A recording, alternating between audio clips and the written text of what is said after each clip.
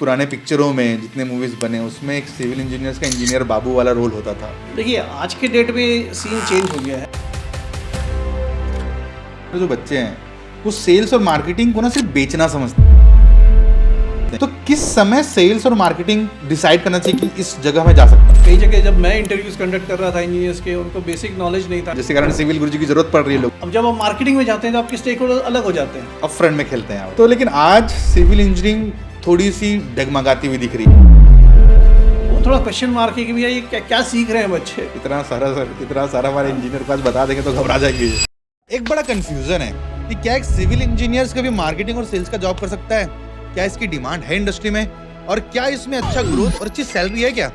यदि आपके माइंड में भी ये सवाल है तो ये पॉडकास्ट आपके लिए है, क्योंकि आज के हमारे जो गेस्ट हैं वो आपके इन्हीं सारे सवालों के जवाब देंगे। क्योंकि इन्होंने अपना करियर तो एक साइट इंजीनियर से शुरुआत की थी, लेकिन अपने पूरे जुनून और मेहनत के बल पर सेल्स और मार्केटिंग पे भी कदम जमाया और एक नई पहचान हासिल की।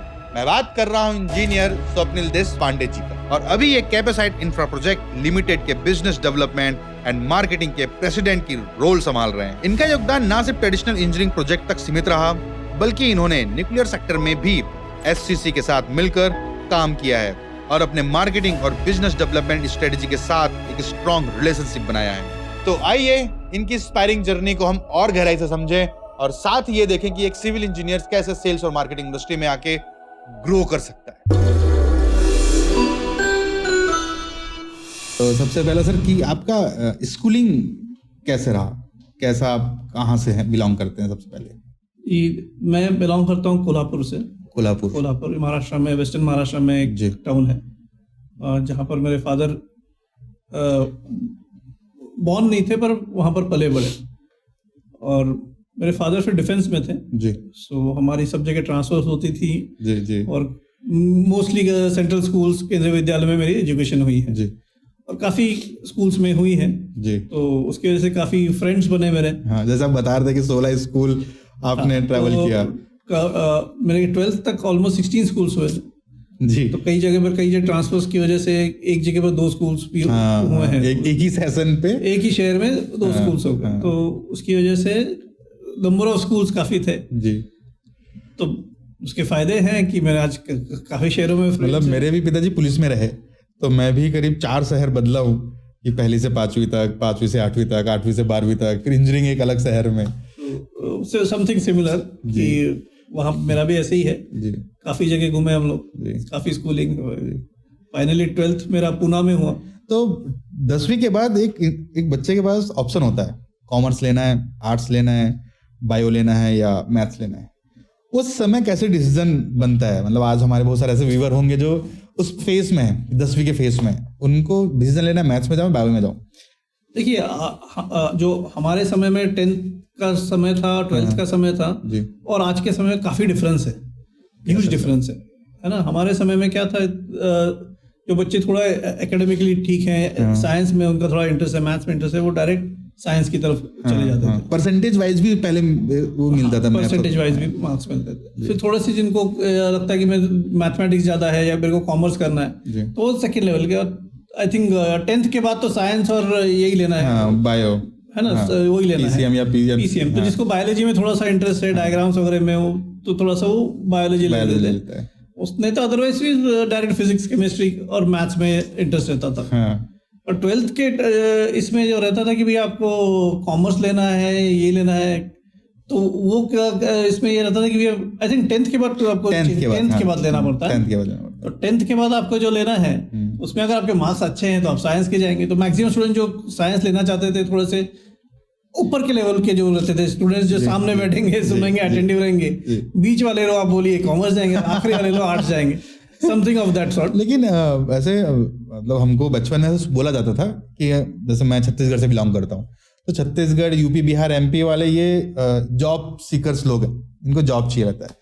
लेकिन हमने सुना है कि दिल्ली, राजस्थान, गुजरात और महाराष्ट्र ये थोड़े बिजनेस पर्सनालिटी, इसलिए यहाँ पे जो ब्रिलियंट माइंड होते हैं ये पहले कॉमर्स लेते हैं। ऐसा कुछ देखिए आज के डेट में सीन चेंज हो गया है। आज के डेट में कॉमर्स और science I think both are equal. May be commerce एक स्टेप ऊपर भी हो सकता है साइंस के आज के डेट में, क्योंकि कॉमर्स की वैल्यू ज्यादा है, फाइनेंस की वैल्यू ज्यादा है ना। तो एक जो प्रेडोमिनेंस था कि भी आप हमारे टाइम में इंजीनियरिंग को वैल्यू ज्यादा थी, आज वो वैल्यू आपको कॉमर्स में मिल रहा है। और ये वैल्यू कैसे डिसाइड होता है सर? मतलब आपको क्या लगता है कि ये इंडस्ट्री कैसे, क्या ये लोगों के सक्सेस रेट के कारण डिसाइड होता है कि इंजीनियर्स आज फेल हो रहे हैं इसलिए इंजीनियर्स की वैल्यू नहीं है, कॉमर्स वाले थोड़ा बिजनेस दिख रहा है कि स्टार्टअप ग्रो हो रहा है? आई थिंक वो क्या है, वो एक पैराडाइम शिफ्ट है बेसिकली। आप इंजीनियरिंग भी कर रहे हो और जो टेक्निकल आदमी जाता है बाहर, उसको उतनी फाइनेंस की नॉलेज होती नहीं है ना। उसको मालूम है कि मेरे को प्रोजेक्ट एग्जीक्यूट करना है, ये वो टेक्निकल,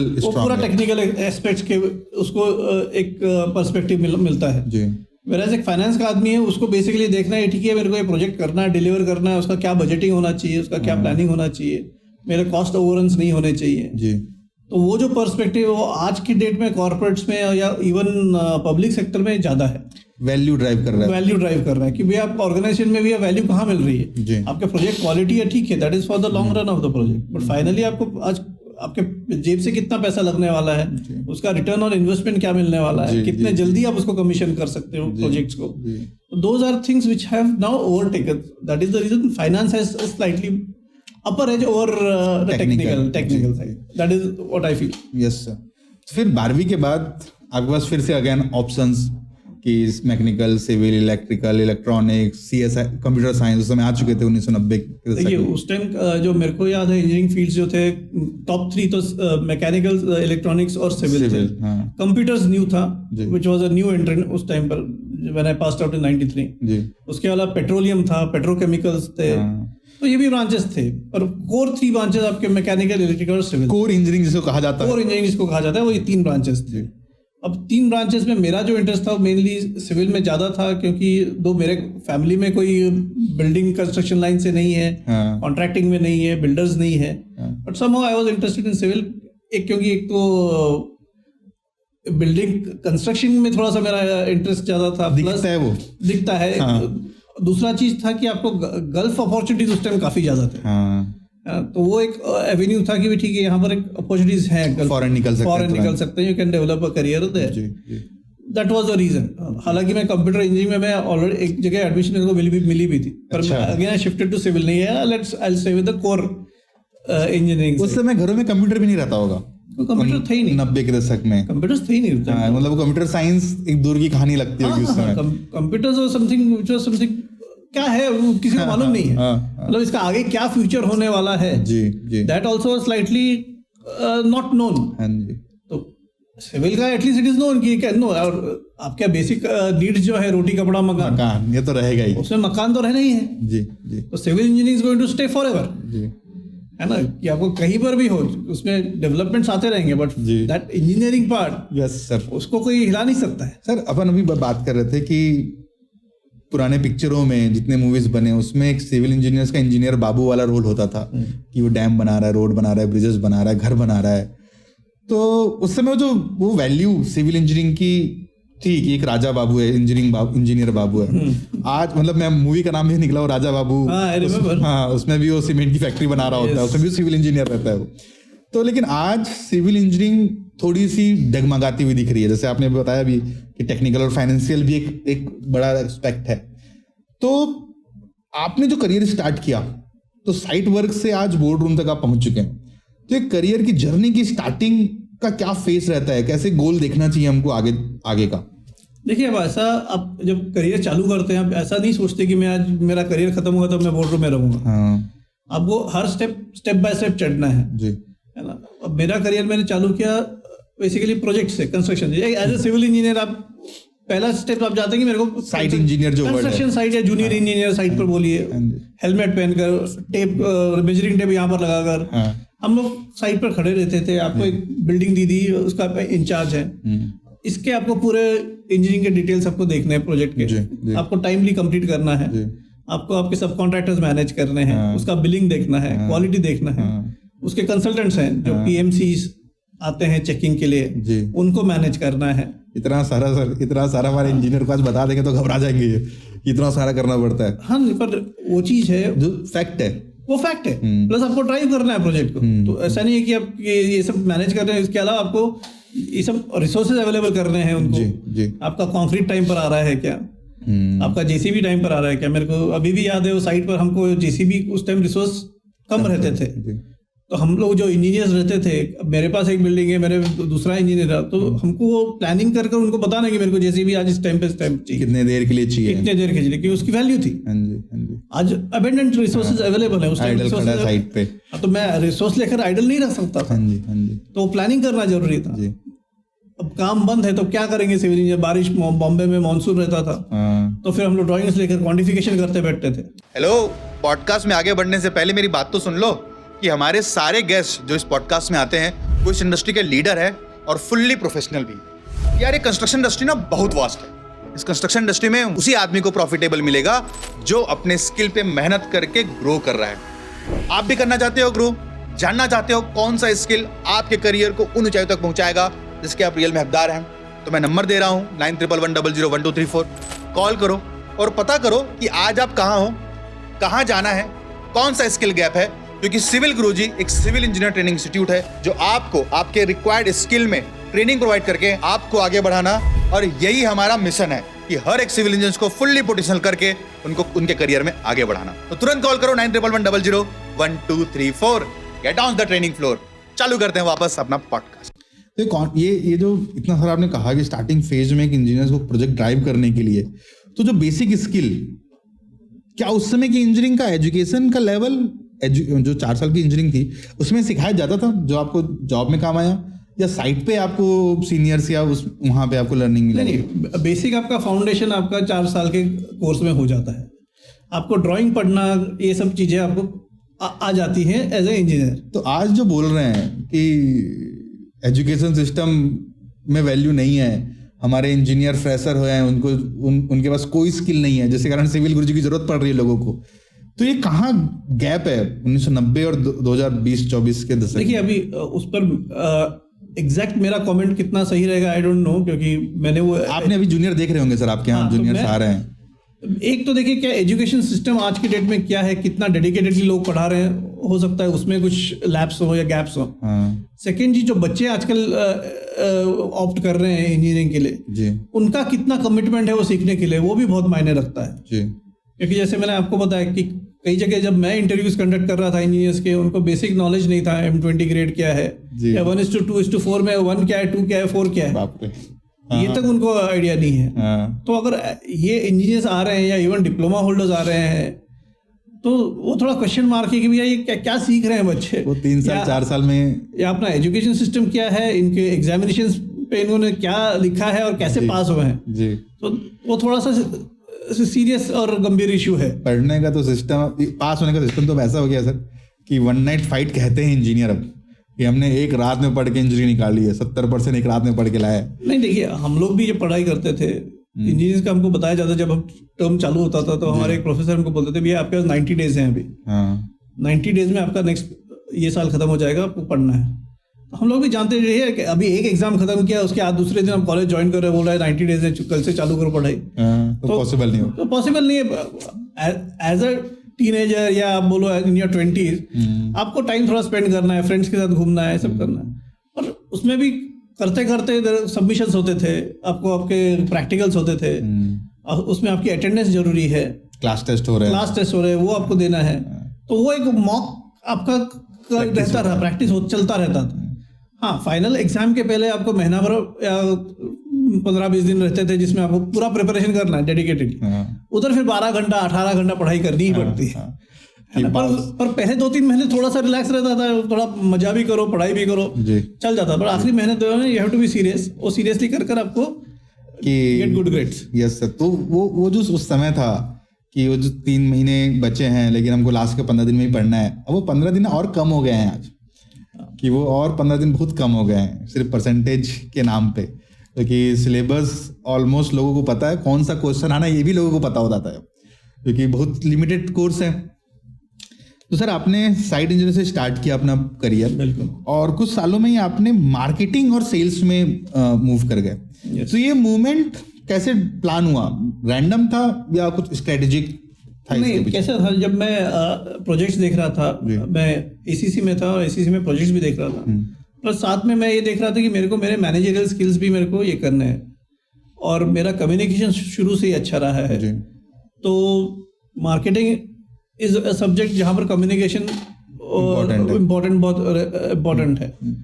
तो उस समय मैंने सोचा कि यार ठीक है, as I am working I should also upgrade my self and get degree of management. Yes sir. अब मैनेजमेंट में, फाइनेंस में मैंने जाना नहीं चाहता कि मेरा बैकग्राउंड फाइनेंस नहीं है, तो other was marketing, so I chose marketing.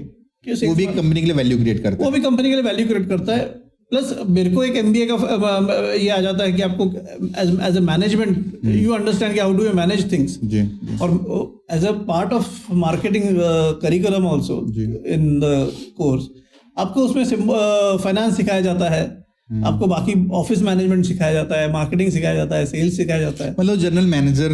हाँ, तो आपका ओवरऑल डेवलपमेंट के लिए इट्स अ गुड कोर्स।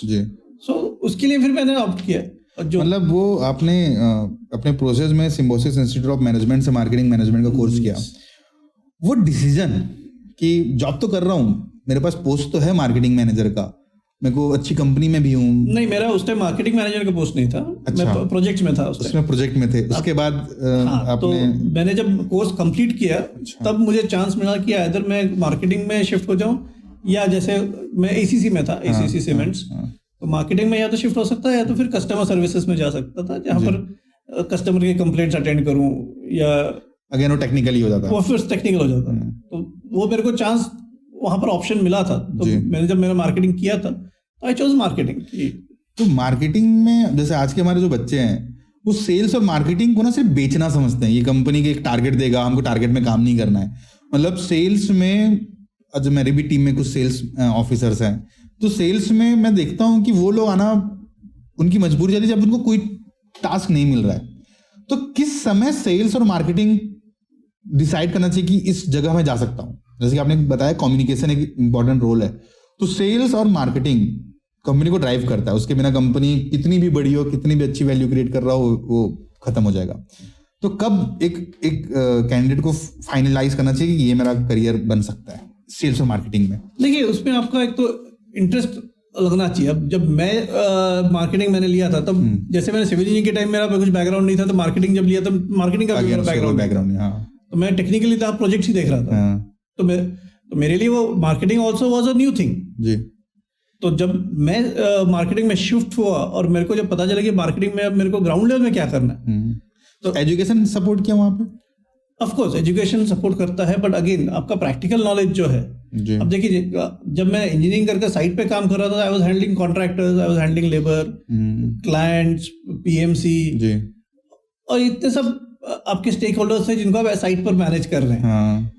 अब जब आप मार्केटिंग में जाते हैं तो आपके स्टेक होल्डर अलग हो जाते हैं, अपफ्रंट में खेलते हैं आप। तब आप अपफ्रंट में खेलते हैं, तो आपको डीलर्स हैं, रिटेलर्स हैं, आपके आर्किटेक्ट्स हैं, इंजीनियर्स हैं, जो घर बनाने वाले लोग हैं, क्लाइंट्स हैं, जो उनके इंडिविजुअल घर बनने हैं, तो वो चेंज हो जाता है, आपका नजरिया पूरा बदल जाता है।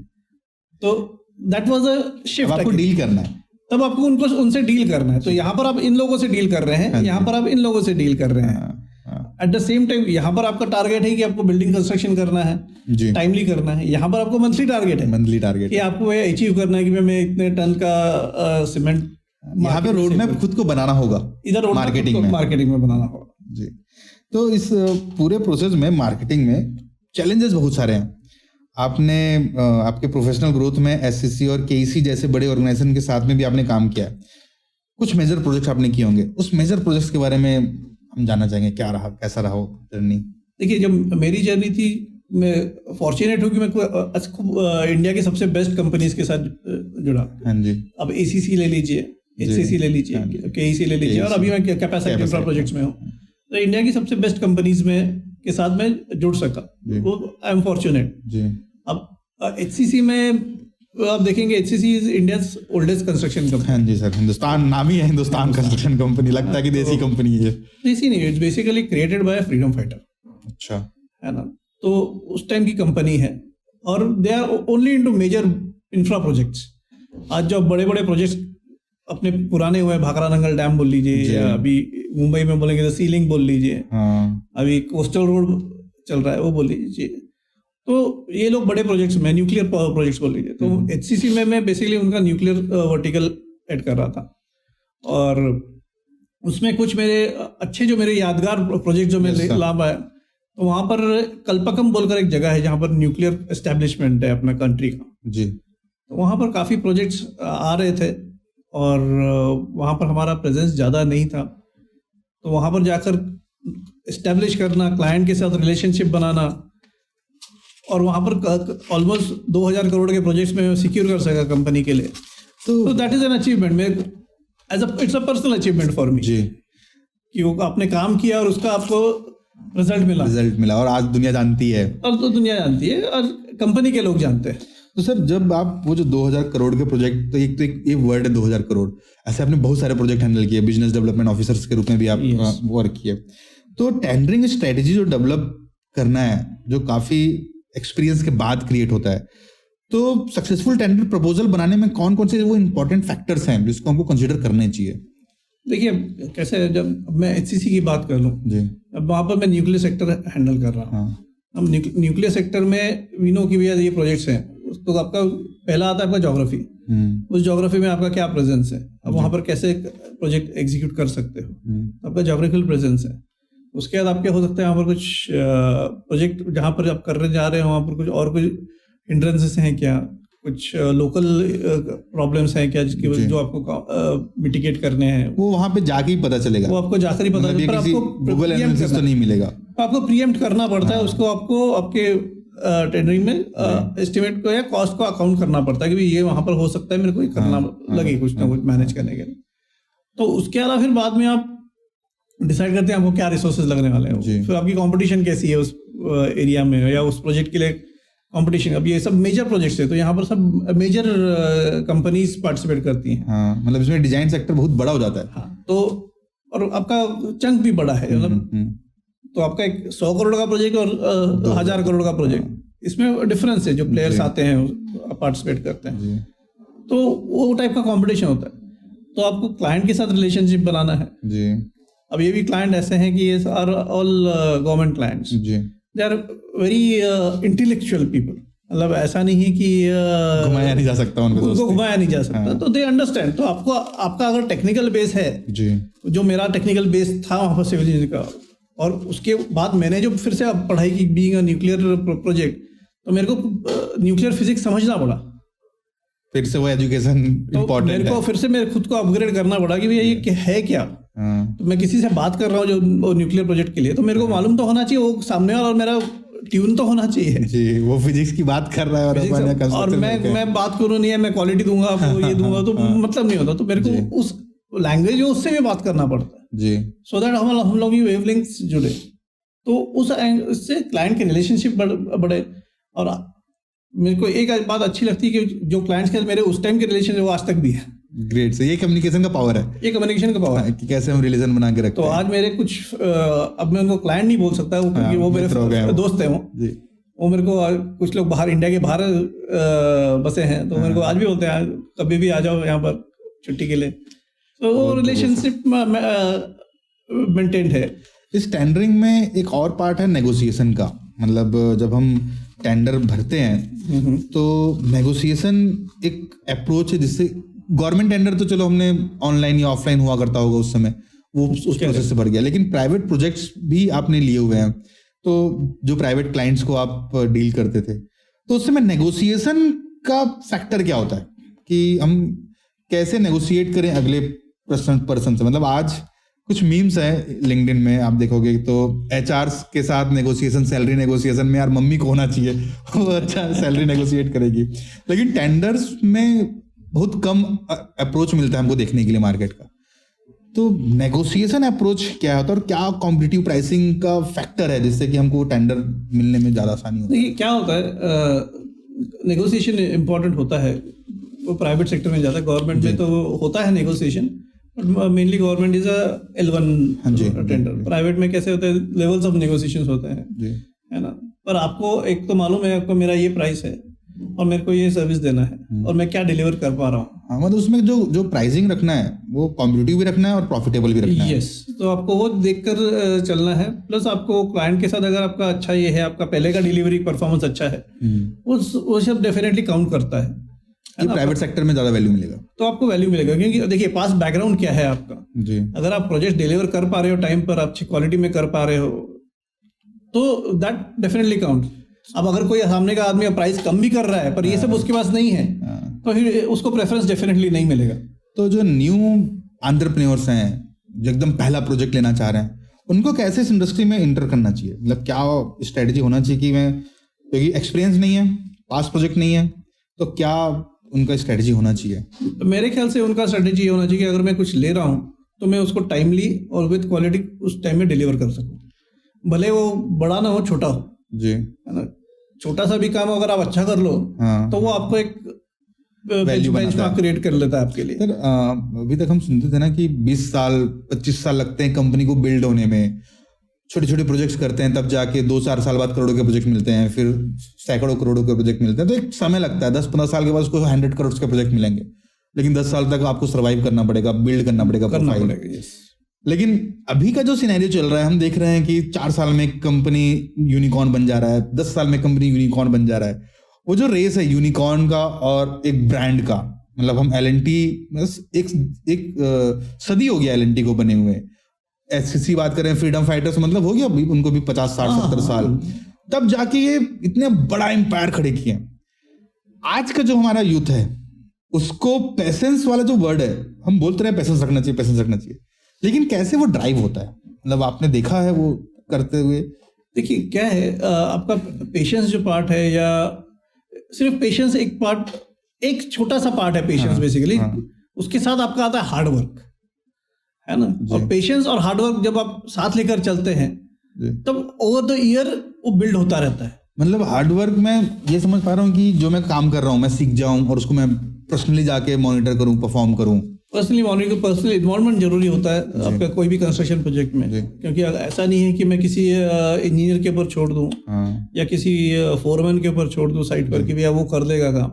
आपको पर्सनली वहाँ सिस्टम बनाना पड़ेगा, सिस्टम बनाना पड़ता है। आपका इन्वॉल्वमेंट जरूरी है कि वो टाइम पे काम कर रहा है, क्वालिटी टाइम कर रहा है। आपका क्लाइंट जो है वो आखिर अगर देखता है तो उसको ठीक लगे कि हाँ, मतलब जिस व्यक्ति को मैं दिया हूँ ये जिसने कर है। हाँ। अगर मैं किसी का घर बना रहा हूँ, उसको मैं बोलूँ यार मैं आपका घर में 8 महीने में कर दूंगा, उसको 12 महीने लेता हूँ, तो वहां पर ही वो सबसे बड़ा नेगेटिव ये आपका मेरा फेलियर है। तो वो टाइम पर काम कंप्लीट करना, उस क्वालिटी में कंप्लीट करना, और उस बजट में उसने अगर जो दिया है उस बजट में उस क्वालिटी के साथ करना, ये सबसे इम्पोर्टेंट चीजें हैं जी। एक मेरा पर्सनल एक्सपीरियंस है सर ये, कि जब हम कोई भी काम करना चालू करते हैं तो जो मैंने देखा है लोगों को कि वो टेंडर उठा लेंगे और टेंडर को ना खुद करने के बजाय सबलेट करने का प्लान करते हैं। यार 5% बच जाएगा ना बिना काम किए, उसमें काम कर लेते हैं। एक घर उठा लिए, फिर उसने एक सब कॉन्ट्रैक्टर को दे दिया विदाउट मटेरियल वाला अलग से पार्टी अरेंज कर लिया। तो सबलेट काम वर्क और खुद काम एग्जीक्यूट करना, खुद काम में जरूर हार्डवर्क ज्यादा है। तो आपने देखा है कि किस टाइप के ये जो कॉन्ट्रैक्टर्स हैं या किस टाइप के एजेंसीज ग्रोथ कर रहे हैं, सबलेट देने वाले या खुद काम करने वाले? ये कैसे है, जिसका शॉर्ट टर्म गोल्स है ना, तो वो ये सबलेट के इसमें बिलीव करते हैं, ये लॉन्ग टर्म नहीं चलते हैं जी। सबलेट का काम basically it's like a trading job. हाँ, आज लिया मैंने, ये बेच दिया, मेरे को 2 पैसे उसमें बच गए जी। It's not giving him any credentials, या उसका कुछ क्वालिफिकेशन बनेगा नहीं, है ना। वो आगे जाकर एक आध प्रोजेक्ट और लेगा, उसके बाद वहां पर क्लोज हो जाएगा। पर जो आदमी काम कर रहा है उसको मालूम है ऑन ग्राउंड क्या डिफिकल्टीज है, हाँ। उसको कैसे मैनेज करना है प्रोजेक्ट को, तो वो पर्सन कभी भी इन द लॉन्ग रन वो ग्रो करेगा। Yes sir. तो ऑलवेज बेटर कि आपके फंडामेंटल्स जो है वो ग्राउंड से जुड़े होने चाहिए। हार्ड वर्क जितना कर सकते हो करो, रिजल्ट विल डेफिनेटली फॉलो। आपने गवर्नमेंट और प्राइवेट दोनों टाइप के क्लाइंट्स के साथ डील किया हुआ है, कि गवर्नमेंट टेंडर भी आपने बहुत बड़े बड़े उठाए हैं, प्राइवेट सेक्टर में भी आपने काम किया हुआ है। तो दोनों क्लाइंट का जो एक्सपेक्ट्स है, जो उनके डिमांड्स है, वो कैसे डिफरेंस होते हैं? मतलब आज बहुत सारे एंटरप्रेन्योर से पूछते हैं कि सर हमको कॉर्पोरेट सेक्टर में बिजनेस बिल्ड करना चाहिए, गवर्नमेंट सेक्टर में बिजनेस बिल्ड करना चाहिए। आपने दोनों किया हुआ है, तो क्या कैसे सजेस्ट करेंगे आप हमारे उन एंटरप्रेन्योर्स को? देखिए कैसे दोनों बहुत वाइड सब्जेक्ट्स हैं बेसिकली। अब गवर्नमेंट में भी अब सेंट्रल गवर्नमेंट क्लाइंट्स आते हैं, private government state government clients आ जाते हैं। प्राइवेट में अब कई प्रकार के प्राइवेट डेवलपर सेगमेंट अलग आ जाता है आपका, इंस्टीट्यूशनल अलग आ जाते हैं, आपके कॉर्पोरेट्स अलग आ जाते हैं, इंडिविजुअल्स अलग, तो डिफरेंट कैटेगरीज हैं जी। तो हर क्लाइंट को आपका ड्यू डिलिजेंस करना जरूरी है कि भैया मैं इसके पास ये काम है, इसका कैसा आगे होने वाला है, आपको प्रीएम्प्ट करना पड़ता है, है ना। तो वो ड्यू डिलिजेंस आपको हर क्लाइंट के लिए करना जरूरी है, हर प्रोजेक्ट के लिए करना जरूरी है जी। तो अगर प्राइवेट हो या गवर्नमेंट हो, दोनों के लिए। इसमें फंड का कितना इंपॉर्टेंट है, मतलब दोनों सेक्टर में? बिल्कुल, फंड सबसे इंपॉर्टेंट है। अगर आप बिजनेस करना चाहते हैं और सामने वाले पार्टी का आपको फंडिंग का कुछ कंसर्न है, तो आपको डबली कॉशियस होना चाहिए, इसके अंदर घुसना है नहीं घुसना। तो कैसे पहचाने? मतलब गवर्नमेंट में तो चलो ठीक है, हम ऑफिस में जाके उनके बाबू से पूछ सकते हैं कि इस प्रोजेक्ट के लिए कितना फंड अलॉटेड है, ये टोटल फंडेड है या ईयरली फंडिंग में आएगा। प्राइवेट में तो कुछ नोन नहीं है। नहीं, प्राइवेट में भी आपके आज के डेट में आपको क्रेडिट रेटिंग्स पता चल जाती हैं, या आपको अगर दूसरा कोई डेवलपर्स हैं तो मार्केट में उनकी क्या रेपुटेशन है, कितने साल से चल रहे हैं पेमेंट को लेकर, कितने, वो आपको ड्यू डिलिजेंस आप कर सकते हैं, है ना। तो ये सब फैक्टर्स हैं जिसकी वजह से आप थोड़ा आपको ठीक है, एकदम बहुत एक्यूरेट ना भी मिले तो भी आपको एक अंदाजा आ जाता है कि ठीक है इसके साथ मैं जाऊँ ना जाऊँ। फिर आप एक कॉन्शियस डिसीजन ले सकते हो कि मेरे को इनके साथ जुड़ना है, काम करना है। तो इसमें बिलिंग प्रोसेस को कैसे सेफ रखना चाहिए अपने साइड कि फंसू ना मैं ज़्यादा पैसा लगा के? अब डिपेंड करता है इसमें आपको कितना लगाना पड़ रहा है। नॉर्मली जो आप लेते हैं आप कुछ एडवांस मटेरियल ले लेंगे मोबिलाइजेशन के लिए, कुछ आप सिक्योर्ड एडवांस लेंगे, मटेरियल के लिए एडवांस ले लेंगे। आपके पेमेंट है उसमें रिटेंशन क्या है वो आप चेक कर लीजिए। ज़्यादा समझे अपन रिटेंशन को। नॉर्मली क्लाइंट चाहता है कि मैं बिल में से एक आपका 5% अपने पास विदहोल्ड कर लूं। सिक्योरिटी डिपॉजिट या परफॉर्मेंस गारंटी को बोल रहे हैं? नहीं, ये दो चीज होते हैं। परफॉर्मेंस गारंटी एक चीज होती है जो आप परफॉर्मेंस के लिए ऑलरेडी दे रहे हैं जी, जो एक लंबे समय के बाद, लंबे समय के आपका जो प्रोजेक्ट खत्म होने के बाद एक 8-10 साल उसके बाद डिफेक्ट लायबिलिटी पीरियड के बाद वो आपको रिलीज करते हैं। उसके अलावा क्लाइंट चाहता है मैं कुछ आपका विदहोल्ड कर लो, सिक्योरिटी डिपॉजिट, हाँ, कि भैया और कुछ गड़बड़ हुई काम में तो मैं इसको ये कर सकूं, इसके थ्रू करा सकूं या फिर बाहर से करा सकूं, व्हाटएवर। तो आपका उसको कैसे आप सेफ गार्ड कर सकते हो कि या कितना आपका उसमें पैसा आपका फंस रहा है जी। तो आपका प्रोजेक्ट का जो कैश फ्लो सिचुएशन है वो आपको चेक करना है कि कैसा कम से कम आपका पैसा फंसे प्रोजेक्ट में। मतलब एक हम बिलिंग सिखाते हैं तो उसमें अपन 5% सिक्योरिटी डिपॉजिट, 5% परफॉर्मेंस गारंटी है कि जनरल टर्म्स में लेके चलते हैं। फिर हम जब रेट एनालिसिस सिखाते हैं उन्हीं इंजीनियर को तो हम दिखाते हैं कि 15% का ओवरहेड प्रॉफिट रहता है कॉन्ट्रैक्टर को, इसमें 7.5% तो डायरेक्ट प्रॉफिट है और 7.5% के आसपास उसका ऑपरेशनल कॉस्ट होता है, जो ओवरहेड कॉस्ट जिसको बोल रहे हैं। तो फिर वो इंजीनियर का एक सवाल होता है, सर 10% तो कंपनी ने रोक लिया, 5% एसडी 5% पीजी बोल के, और हमको 7.5% का ही प्रॉफिट हो रहा है, तो 3.5% 2.5% तुम्हारे जेब से ही लग रहा है एक्स्ट्रा, तो कैसे हम मैनेज इस प्रोजेक्ट को मैनेज करेंगे? तो उसकी वजह से हम लोग जो क्लाइंट से बात करते हैं कि आप कैश रिटेंशन मत रखिए, अगेंस्ट कैश आप हो सकता है बैंक गारंटी ले लीजिए, मतलब जो एसडी है वो bank guarantee as a bank guarantee ले, सो दैट आपका कैश फ्री रहता है प्रोजेक्ट में, बैंक गारंटी के अगेंस्ट ले सकते हैं। आजकल सेंट्रल गवर्नमेंट्स काफ़ी जगह एक इंश्योरेंस श्योरिटी बॉन्ड चालू किया है, सेंट्रल गवर्नमेंट्स ने लेना चालू किया, जो जैसे बैंक गारंटी है उसका सिमिलरली ये इंस्ट्रूमेंट है जो आज आप देकर आपका गारंटीज कवर कर लेते हो। तो बैंक गारंटी भी तभी मिलेगा सर जब बैंक में पैसा हो हमारे, उसके बिना मिलेगा नहीं। तो जो लोग ये सोच रहे हैं कि मुझे बिजनेस में आना है, बैकहैंड में बैंक बैलेंस नहीं है, फैमिली बैकग्राउंड नहीं है कि पैसे वाली, तो उनका क्या स्ट्रैटेजी होना चाहिए बिजनेस स्टार्ट करने के लिए? देखिए, एज अ स्ट्रैटेजी प्राइवेट के साथ स्टार्ट कर सकते हैं जहां पर ये सब कंडीशन फ्लेक्सिबल होती हैं। गवर्नमेंट में ये कंडीशन रिजिड है, इसको आप चेंज नहीं कर सकते। प्राइवेट में ये कंडीशंस नहीं होती, फ्लेक्सिबल हैं। यहाँ पर आप थोड़ा मैन्यूवर कर प्राइवेट प्रोजेक्ट लेकर एक लेवल का क्रेडेंशियल बिल्ड कर सकते हैं। एक लेवल तक का आप फंडिंग आपका खुद का बना सकते हैं कि भैया ठीक है, अगर मैं अब मेरा कुछ एक लेवल का मैं फंडिंग बन गया 3 साल में, 2 साल में, उसके बाद मैं कहीं पर गवर्नमेंट में पीडब्ल्यूडी बोली या कोई स्टेट गवर्नमेंट में मैं अपना रजिस्ट्रेशन कर लूँ, specific class 3 contractor, class 2 contractor जो रहता है, तो स्टार्टिंग में डी क्लास मिलता है, तो ऐसे फिर रजिस्ट्रेशन, तो आपको फिर गवर्नमेंट कॉन्ट्रैक्ट उस लेवल के इसमें आप चालू हो जाते हो। तो उसके जब हम रजिस्ट्रेशन कराते हैं गवर्नमेंट टेंडर पे, तो जो पुराना हमने प्राइवेट सेक्टर में काम किया हुआ है उसका एक्सपीरियंस किसी तरीके से काउंट होता है क्या? बिल्कुल काउंट होता है, बिल्कुल काउंट होता है। तो उससे मतलब वो जो 4 साल 5 साल मैंने प्राइवेट में दिया है वो एड ऑन ही होगा? यस, वो एड ऑन ही होगा। वो बेसिकली आपका ये बन जाता है, बेस बन जाता है, जो फर्म है उसका एक फर्म बन जाता है, उसके आपके क्वालिफिकेशन बन जाती है, क्रेडेंशियल्स बन जाते हैं, उस बेसिस पर फिर आप आगे अपने बिल्ड कर सकते हो बिजनेस। मतलब बहुत कंफ्यूजन है, मेरे को भी था कि इस पार्ट में मैंने कभी फोकस नहीं किया। हमारे व्यूअर्स को भी डेफिनेटली ये कंफ्यूजन रहता है, क्योंकि लोग पूछते हैं मेरे से कि सर प्राइवेट में जाएंगे तो गवर्नमेंट में मिलेगा कि नहीं उसका वैल्यू?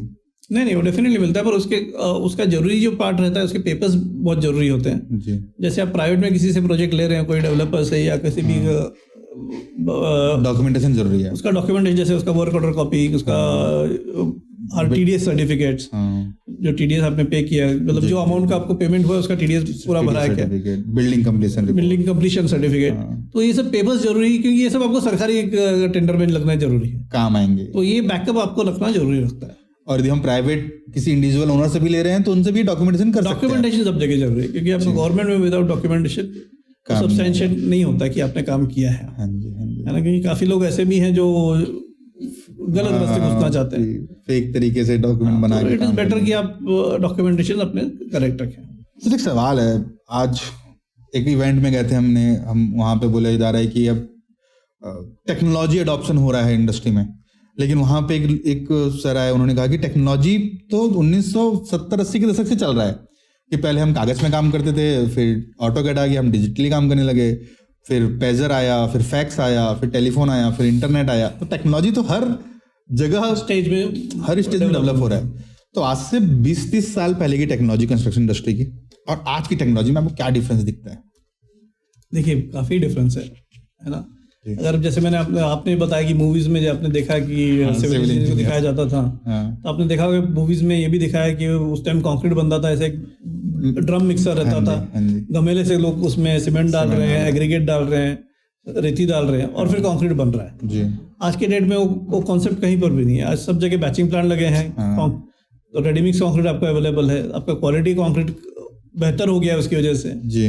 तो ये टेक्नोलॉजी है, तो ये टेक्नोलॉजी डेवलपमेंट टेक्नोलॉजी। तो ये आ गया। पहले आपको कंक्रीट अगर पहुंचाना है बिल्डिंग के ऊपर तो बकेट से ऊपर जाता था, विंच लगती थी, बकेट से ऊपर जाता था, या गमेले से लोग ऊपर लेकर जाते थे जी, है ना। तो मुझे याद है जब मैंने 93-94 में जब बिल्डिंग कंस्ट्रक्ट की तब रेडीमिक्स कंक्रीट नहीं था, तो ये मैनुअल मिक्सर से ही कंक्रीट बनता था, फिर वो विंच से ऊपर जाता था, या फिर गमेले से लोग पूरा लेबर ऊपर लेकर जाता था। अब 17वां माले पर भी वो विंच से कंक्रीट ऊपर जा रहा है। आज की डेट में वो नहीं है, आपको पंप लगता है, डायरेक्ट पंप से कंक्रीट 17वां माले पर जाता है, कंक्रीट पोर करते हैं, वहां पर फिनिश हो जाता है जी। So this is a big technological development. एक ये और क्या किस किस सेक्टर में, जैसे एक हमने स्टार्टिंग में बात किया था कि मशीनरी अब इजी अवेलेबल हो गई है, मशीनरी आपका इक्विपमेंट्स जो हैं वो अवेलेबल हैं, आपके क्रेन्स अच्छे अवेलेबल हो गए हैं, अच्छे पैसेंजर हॉइस्ट ऊपर आ गए हैं जी। तो ये सब इक्विपमेंट्स जो हैं ये over the period of time develop हुए हैं जी। इसके अलावा आपके डिजाइन में आज के बीम मॉडलिंग आ गया है। आपके बीम मॉडलिंग को मैं थोड़ा सा रोकूंगा सर आपको, कि बीम मॉडलिंग अगेन एक मिथ है हमारे इंजीनियर्स के लिए, कि बहुत सारे को तो मैं ये भी सुनने मिलता है मुझे कि सर हमको BIM सीखना है, ठीक है, पूरा एक मॉड्यूल है उसका, आर्किटेक्चरल, स्ट्रक्चरल, MEP अलग मॉड्यूल है, तो सर बीम सॉफ्टवेयर सीखना है हमको। तो उनको अभी भी ये लगता है बीम एक सॉफ्टवेयर है।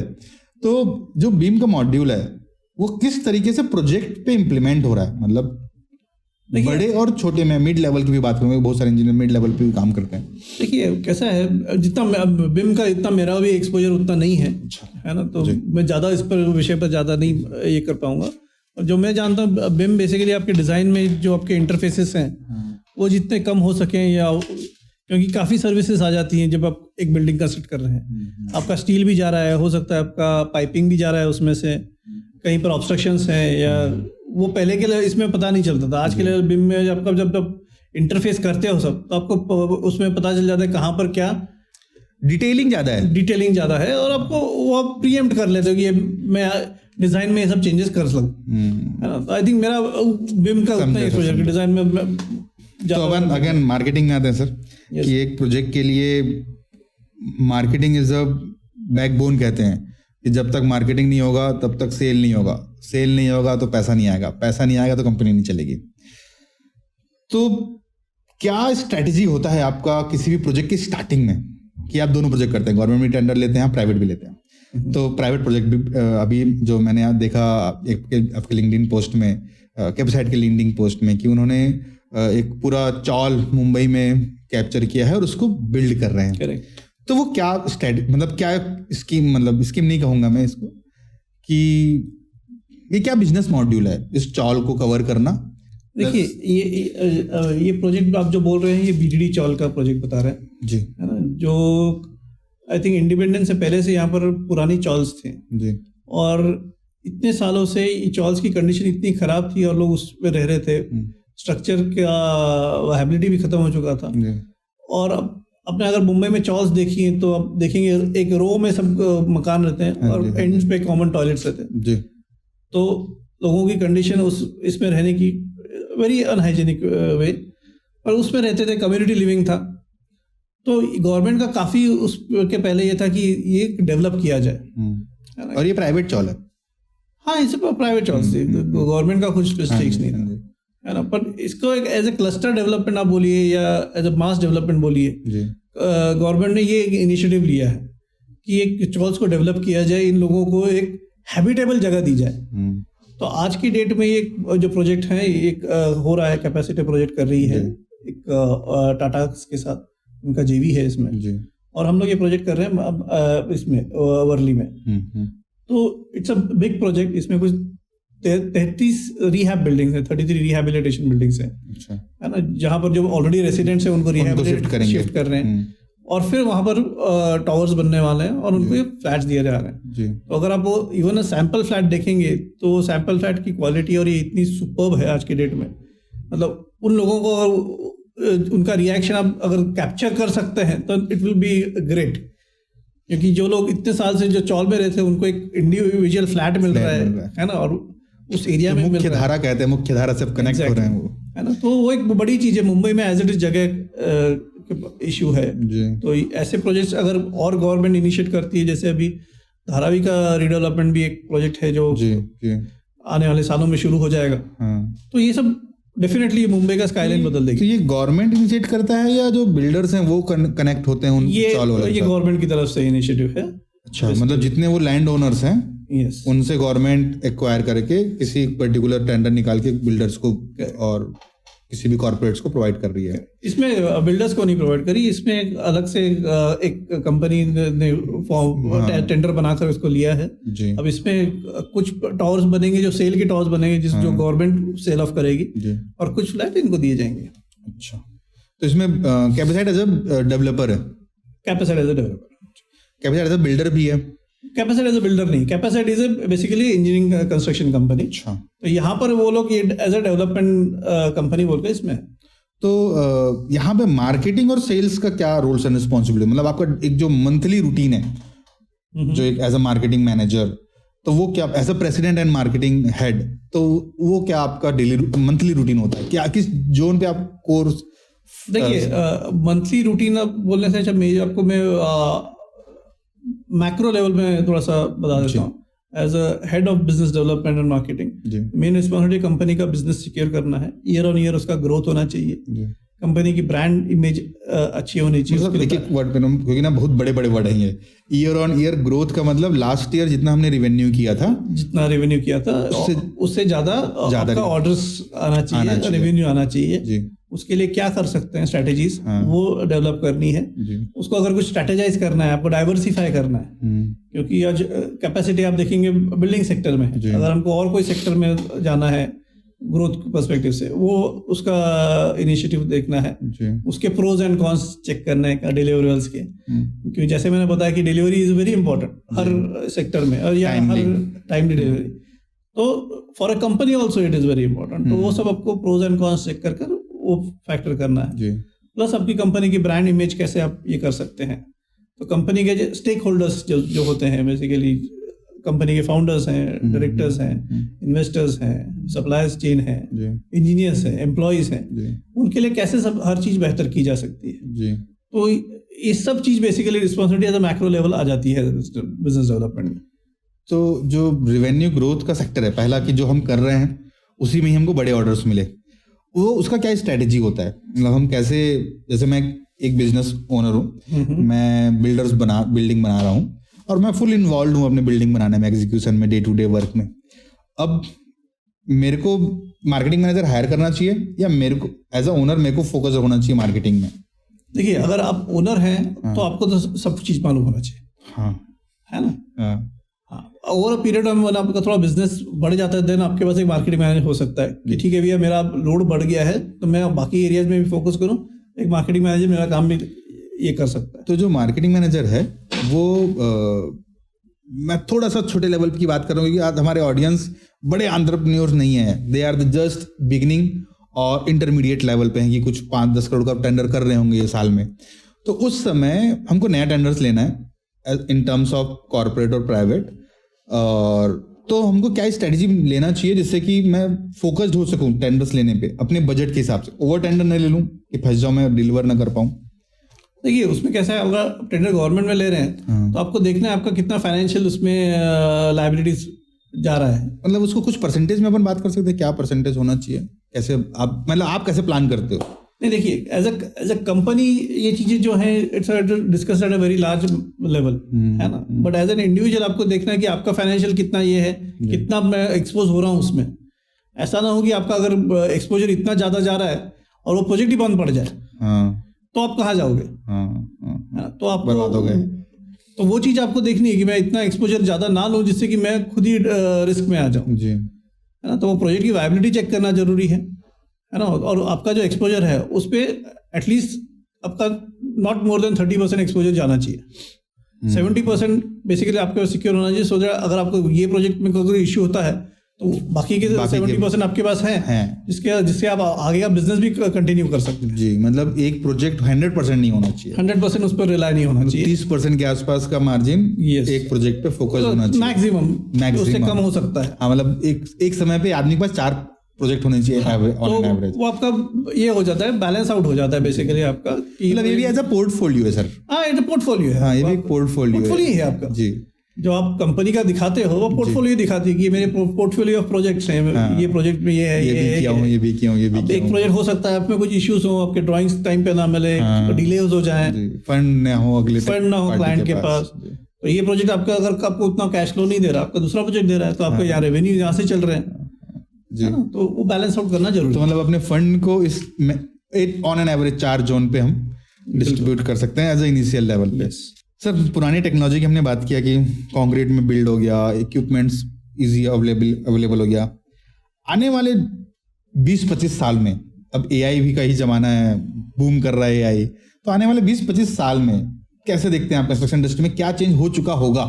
कि ये तो खत्म ही हो चुका होगा कि इंजीनियर्स को आप किस डायरेक्शन में ज्यादा फोकस करने का सलाह देंगे, दोनों टर्म्स में, टेक्निकल भी और मार्केटिंग वाला भी? देखिए, जितना मैं जानता हूँ या टेक्नोलॉजी के बारे में, क्योंकि मेरा कंस्ट्रक्शन में ज़्यादा मैं साइट का लेवल पर आजकल नहीं रहता। हाँ जी, हाँ जी। मेरा day in day out site पर नहीं रहता, जो मैं इनिशियल करियर में था। हाँ जी, हाँ जी। है ना, तो वो लेवल के बातें में ज़्यादा नहीं उस पर, इसलिए सर मैं बोला ना कि वो मैनेजर लेवल पे, मार्केटिंग लेवल पे, है ना। तो मार्केटिंग लेवल पर मेरे को नहीं लगता ज़्यादा कुछ एक हो पाएगा। हाँ, हालांकि टेक्नोलॉजी रहेगी डेफिनेटली इन टर्म्स ऑफ कैसे बिल्डिंग फास्टर कंप्लीट कर सकते हो, क्या टेक्नोलॉजी अडॉप्ट कर सकते हो उसके लिए, फास्ट कंप्लीशन के लिए। आज के डेट में काफ़ी नई नई टेक्नोलॉजीज आई हैं मार्केट में, जैसे एल्यूमिनियम फॉर्मवर्क टेक्नोलॉजी है, प्रीकास्ट टेक्नोलॉजी है, आजकल 3D प्रिंटिंग टेक्नोलॉजी में कुछ कंस्ट्रक्शन चल रहा है। तो ये सब टेक्नोलॉजी और इवॉल्व होंगी बेसिकली, है ना। तो आपकी डिलीवरी फास्ट और सस्ती होंगी, इवॉल्व होंगी, मतलब ज़्यादा यूज होंगी। उनकी वायबिलिटी कैसी है आज के दिन में है वो देखी जाएगी ओवर पीरियड ऑफ टाइम। ये कितने साल सस्टेन कर सकते हैं। कंपोजिट टेक्नोलॉजी है जहाँ पर स्टील और कंक्रीट मिक्स कर बिल्डिंग बनती है, जो फास्टर बिल्डिंग बनती है ना। तो ये सब टेक्नोलॉजी और प्रूवन होंगी। आपका मैनुअल इंटरफेस जो है आज के डेट में, जो आपकी डिपेंडेंसी है मैनुअल लेबर पर, वो कम हो सकती है। आपको प्लास्टरिंग विस्टरिंग के लिए आज भी हम लोग डिपेंडेंट है, तो प्लास्टरिंग मशीन्स आ सकते हैं, अच्छी आ सकते हैं, मतलब कुछ तो है। हाँ, आज भी है अवेलेबल में, लेकिन वो इजी टू यूज नहीं है, रेडीली अवेलेबल नहीं है, कॉस्टली है, तो वो सब चीजें ज्यादा आ सकती हैं। तो ये आपका हो सकता है थोड़ा सा ये पैराडिग्म शिफ्ट दिखने को मिले। तो जैसी टेक्नोलॉजी आती है, या कोई भी इंडस्ट्री में चेंजेस होता है तो वहाँ again skills labour, skills man power, operators की जरूरत पड़ती है। तो आपकी कंपनी में मतलब टेक्निकल और मैनेजर लेवल पे हायरिंग का क्या प्रोसेस होता है? मतलब कैसे एक इंजीनियर आपके यहाँ, चाहे आप एससीसी में थे, केईसी में थे, अभी कैपासाइट में, तो इन तीनों कंपनी के आप मैनेजर रोल पे थे, तो आपने हायरिंग तो पूरा हैंडल किया होगा। तो कैसे एक इंजीनियर इन बड़ी कंपनियों तक अप्रोच कर सकता है जिससे आसानी से ज्वाइन कर सके? देखिए, एज आपको अप्रोच करने के लिए वहाँ पर कंपनी में ओपनिंग्स होनी चाहिए, रेगुलर आपको टच में रखना रहना पड़ता है कंपनीज के। उनके वेबसाइट्स में जाकर उनके एचआर को आपका सीवी भेजकर आप उनका सीवी भेज सकते हैं। अभी रिक्वायरमेंट नहीं है आपको, ओवर अ पीरियड टाइम में 6 months down the line requirement आ सकती है जी। तो बेसिक जो रिक्वायरमेंट्स है, आपके एजुकेशन क्वालिफिकेशन अच्छे होने चाहिए कि आपके एटलीस्ट बी या डिप्लोमा होल्डर्स अगर आप हैं, आपका टेक्निकल में आपका वर्क एक्सपीरियंस अच्छा होना चाहिए, किसके साथ काम किया है वो है, कितने साल आप एक कंपनी में काम कर रहे हैं वो इम्पोर्टेंट है। लोग आज के दिन में 6 महीने में जॉब चेंज कर लेते हैं या 1 साल में जॉब चेंज कर लेते हैं, तो 1 साल में आपका परफॉर्मेंस कंपनी में पता नहीं चलता और इससे आपका भी एक नेचर ऐसा लगता है कि आप 5,000 मिलेगा निकल जाओगे, तो शिफ्ट कर देंगे। आपका लॉयल्टी थोड़ा सा ये क्वेश्चन आएगा, प्लस आपके उस कंपनी में रह के उसके चैलेंजेस सीखना, उधर परफॉर्मेंस देना, ये सब over a period of time अगर एक कंपनी में रहोगे तो आप कर सकते हो। ये भी वो पेशेंस वाला ही मुद्दा है, पेशेंस और हार्ड वर्क, पेशेंस और हार्ड वर्क, एग्जैक्टली, है ना, वो दोनों चीज हैंड इन हैंड। जो लोग साल भर में जाते हैं उनको या तो पेशेंस नहीं है और हार्ड वर्क करने की तैयारी भी नहीं है जी। है ना, तो ये एटीट्यूड है आपका बेसिकली लर्निंग का, कि आपको मैं 2 साल हूँ तो मैं 2 साल में मैं कुछ सीखूं, मेरा भी कुछ ग्रोथ होना चाहिए, क्योंकि एक कंपनी में आदमी 2 साल या 3 साल अगर गुजारता है तो उसकी इंडिविजुअल भी ग्रोथ होती है जी, है ना, इन टर्म्स ऑफ मैनेजर बोलिए या in terms of civil engineer बोलिए, मतलब पोस्ट वाइज भी और वेल्थ वाइज भी, बोथ वाइज। वेल्थ वाइज भी उसको कुछ ना कुछ उसके इंक्रीमेंट्स होते हैं परफॉर्मेंस रिलेटेड, उसके इंक्रीमेंट्स डेफिनेटली मिलेंगे, प्लस आपका नॉलेज बेस बढ़ता है कि यार मैंने ये प्रोजेक्ट यहाँ चालू किया था, मैंने कंप्लीट किया है ना। जब मैं गुजरता हूँ, मैंने जो प्रोजेक्ट कंप्लीट किया, मैं आज भी जब गुजरता हूँ मेरे को फीलिंग आती है यार ये प्रोजेक्ट मैंने 0 से स्टार्ट करके कंप्लीट किया था। मतलब बोलने में अच्छा लगता है ये प्रोजेक्ट मैंने बनाया है, बहुत गर्व होता है वो जी कि यार ये बिल्डिंग में मेरी, मैं आज भी पवे से जाता तो मैं वो बिल्डिंग देखता हूँ कि ये बिल्डिंग है पूरी, मैंने फाउंडेशन से लेकर मैंने पूरी कंप्लीट की। क्या बात है, और यही अचीवमेंट है, तो ये अचीवमेंट है ना। तो ये चीजें हैं जो सिविल इंजीनियर को समझनी चाहिए कि यार मैंने कुछ लिया है काम तो मैं कंप्लीट तो करूँ, आधे रास्ते में क्यों छोड़ दूं। तो मेहनत है, चैलेंजेस हैं, और उसको पार कर ही आपको आगे सक्सेस मिलेगा। जी जी जी, दरिया है उसको पार करके जाना। Thank you sir. Sir, as a career advice आज इंजीनियर से जानना चाहते हैं कि इंजीनियरिंग हमने कर लिया 4 साल का, चाहे डिप्लोमा कर लिया हमने 3 साल का, अब मेरे को इंडस्ट्री में ज्वाइन करना है, तो वो जो बेसिक रिक्वायरमेंट है, वो बेसिक स्किल्स कौन सा आना चाहिए जिससे कि इनको एंट्री लेवल जॉब मिल जाए इन बड़ी कंपनियों में जिसमें आप परफॉर्म करके? देखिए, आपके पास अगर डिग्री है तो इन कंपनीज में एज ए मैनेजमेंट ट्रेनी आप आ सकते हैं जी, और एज ए ट्रेनी 6 महीने साल भर, ठीक है, आपको सैलरी ज़्यादा नहीं रहेगी इस स्टेज में, और आपकी सीखने की तैयारी पूरी होनी चाहिए कि आप प्रैक्टिकल एक्सपीरियंस मैक्सिमम गेन कर सकें इसमें जी, सो दैट आप आगे जो आपका करियर है जहाँ पर आपको खुद इंडिपेंडेंट डिसीजंस लेने हैं वो आप ले सकें। आज एक बहुत बड़ा चैलेंज हो गया हमारे इंजीनियर्स के लिए, खासकर सिविल इंजीनियर्स के लिए, कि वो कंपेयर करते हैं सीएस और आईटी के साथ अपनी सैलरी। वो कहते हैं सर वहाँ तो 4 लाख 5 लाख का इनिशियल पैकेज मिल जा रहा है पर एनम, हमको 2 लाख रुपए का भी पर एनम इनिशियल पैकेज नहीं मिल रहा है, तो क्यों ना मैं 6 महीने का मेहनत करके वहीं चले जाऊँ, मैं क्यों सिविल में ही रहूँ। तो आपने कुछ कंपेरिजन किया इसके पीछे? देखिए, क्या डेफिनेटली ये तो दुविधा रहती है, सिविल इंजीनियर्स को तो ज़्यादा रहती है, क्योंकि यहाँ पर हार्ड वर्क है, वहाँ पर एयर कंडीशन रूम में बैठकर सिर्फ कंप्यूटर पे बैठना है जी। पर एक चीज हर जगह पर है, कॉमन है, वो है आपको हार्ड वर्क जी। वहाँ का हार्ड वर्क वहाँ के चैलेंज अलग है, यहाँ का हार्ड वर्क यहाँ के चैलेंज अलग है। हाँ, हो सकता है मॉनिटरली आपको वहाँ पर कुछ ज्यादा मिल जाए, हो सकता है यहाँ पर कम मिले, पर यहाँ पर भी हो सकता है आपको यहाँ पर भी ज्यादा मिल सकता है। तो आपका इंटरेस्ट लेवल कहाँ पर है उसको आप परस्यू करें, रादर देन कंपेयर करें दोनों चीज पे। आज इंटरेस्ट लेवल पे भी बहुत कंफ्यूजन है लोगों की, सर मेरा इंटरेस्ट क्या, लोग मेरे से पूछते हैं, मतलब क्लासरूम में यदि मैं क्लास ले रहा हूँ तो मेरे से पूछते हैं सर आपने मुझे पढ़ा दिया 60 दिन, अब आप मेरे को बताओ मेरे में क्या इंटरेस्ट है, मेरे को कहाँ जाना चाहिए। तो दोनों कर देखने दीजिए। 6 महीने अगर आप कंस्ट्रक्शन के साइड पे देखिए, 6-8 महीने आपको कैसा लगता है, फिजिकल हो सकता है आपको थोड़ा सा तकलीफ होगा, धूप में खड़ा रहना पड़ेगा, लेबर हैंडल करना पड़ेगा, मटेरियल मैनेज करना पड़ेगा, क्वालिटी चेक करनी पड़ेगी। और 6-8 महीने अब IT का कोई कर देख लीजिए तो आपको अपने आप पता चल जाता है किसमें आप इंटरेस्टेड है। इसी को मैं थोड़ा सा आगे एक्सप्लेन ज़्यादा कर दूंगा, क्योंकि मेरे करियर में मैंने प्रोजेक्ट से चालू किया, मार्केटिंग सेल्स में आया, मैं एक IT प्रोजेक्ट में भी पार्ट में रहा, जहाँ पर ACC सीमेंट्स में जब SAP इम्प्लीमेंटेशन हो रहा था, तब मैं IT प्रोजेक्ट में करीबन 2-2.5 साल IT प्रोजेक्ट में था, उनका SAP इम्प्लीमेंटेशन में जी। और उस टाइम ऐसा था कि IT का तो था ही, और हमारे साथ IT के लोग काम करते थे, फॉरेनर्स थे काफ़ी, क्योंकि ACC को उस टाइम एक स्विस कंपनी ने टेक ओवर किया था जी। तो काफ़ी फॉरेन एक्सपर्ट्स के साथ काम कर रहा था मैं, और उस टाइम काफ़ी एक फैसिनेशन था कि IT में मेरे को भी जाना चाहिए, क्यों ना मैं शिफ्ट कर लूँ मिड इसमें कि IT में कुछ ना कुछ करना। पर मैंने उनके भी चैलेंजेस देखे हैं, बहुत ही हार्ड वर्किंग लाइन है जी।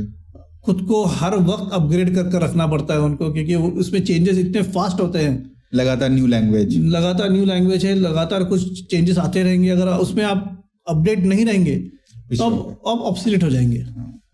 तो उधर के चैलेंज, उधर के ये अलग ये हैं जी।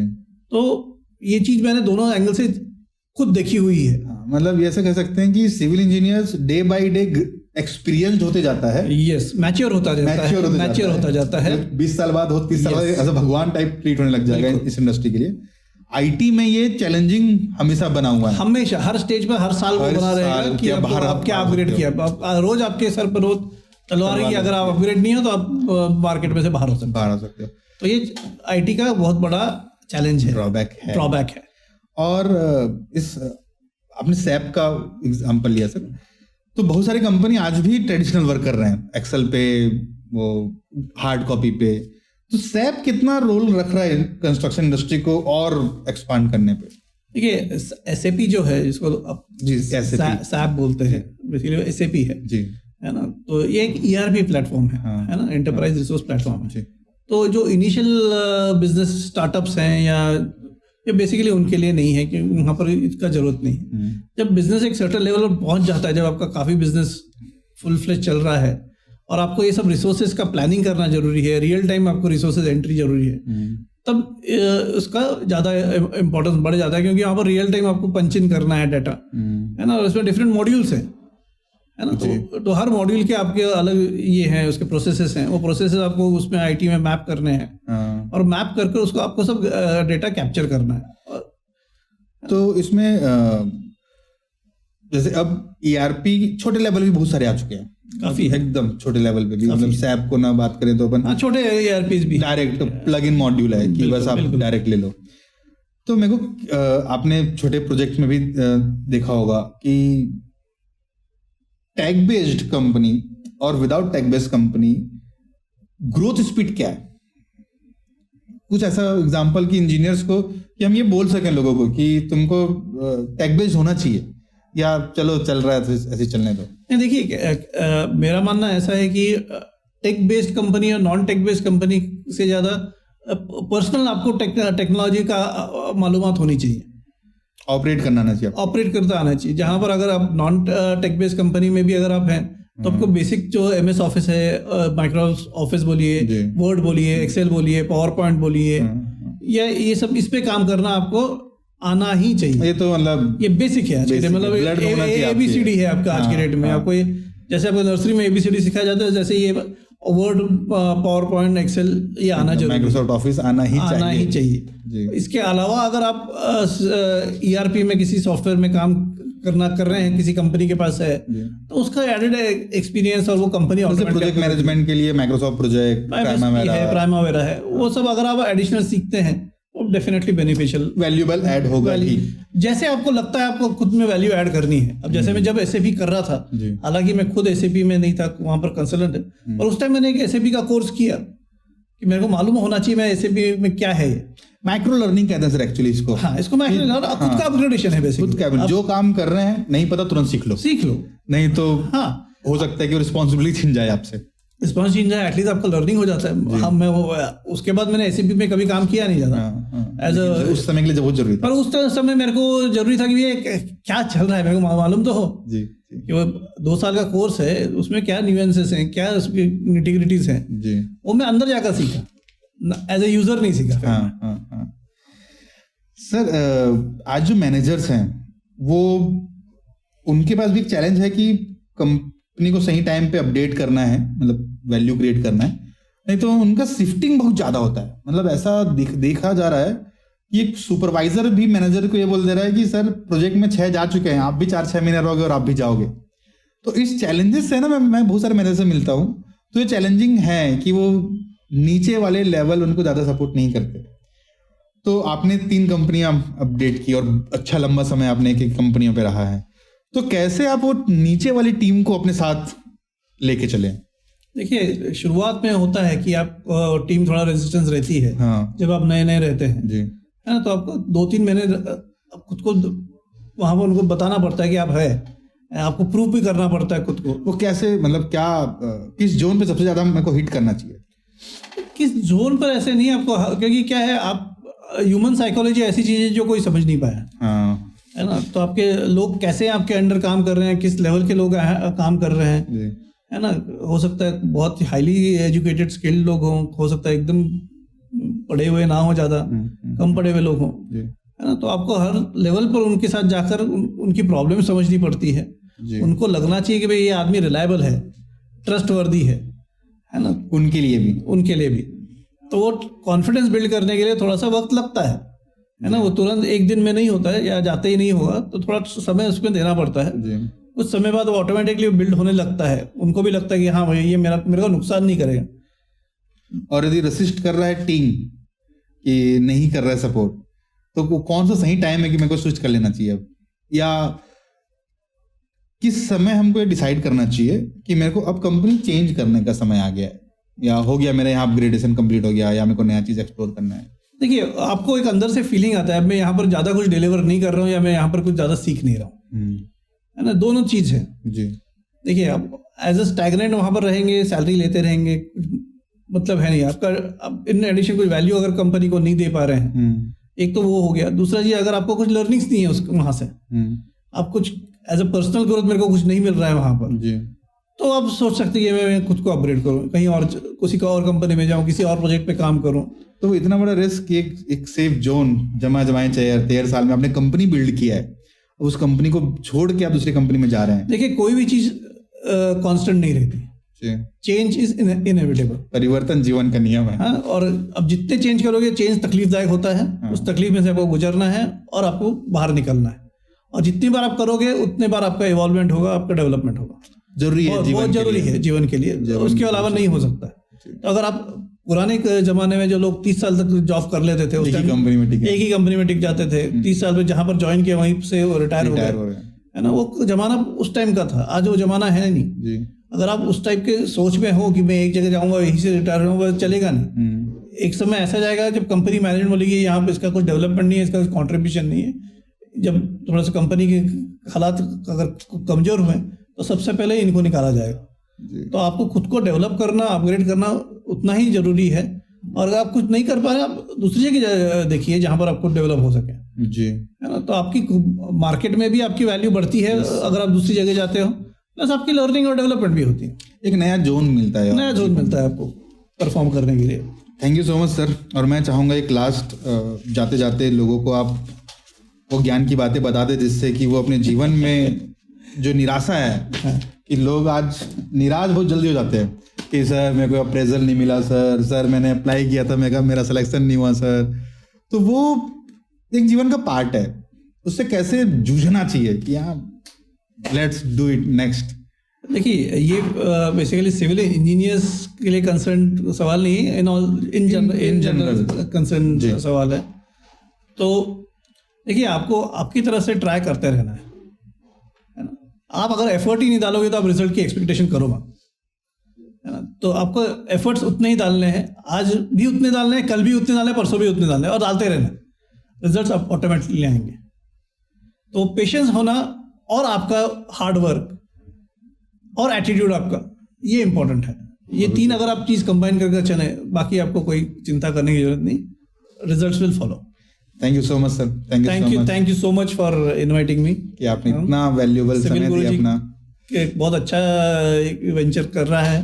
Thank you so much. I wish you all the success in this venture. Thank you so much. और कहीं पर भी आपको लगे to promote civil engineering, I will be glad to help. Thank you so much sir, thank you so much. Thank you sir. Thank you so much sir.